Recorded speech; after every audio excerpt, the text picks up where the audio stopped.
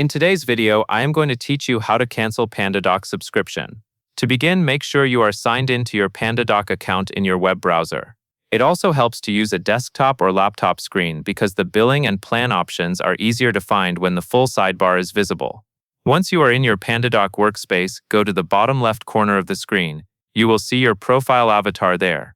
Click your profile avatar to open the account menu. In that menu, click Settings. This takes you to the main area where Pandadoc keeps account-level options, including billing and subscription management. On the Settings page, look to the left sidebar for the section labeled Billing.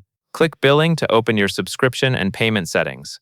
Give the page a moment to load fully, especially if you manage more than one workspace, since billing details can take a second to appear. Inside the Billing section, find the button that says Change Plan. Click Change Plan to move into the Plan Management page. This is where Pandadoc allows you to adjust your subscription, including upgrades, downgrades, and cancellation options. Scroll down toward the bottom of the page until you see the option that says Cancel Subscription. Click Cancel Subscription.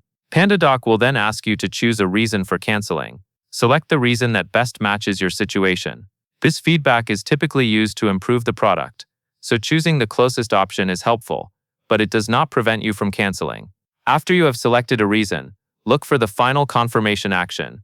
Click Confirm Cancellation to complete the process. Once you confirm, your cancellation request is submitted. It is a good idea to watch for any confirmation message on the screen so you know the request went through successfully. If you have any uncertainty, you can return to the billing area right away to verify that your subscription status reflects the change. And that is all there is to it.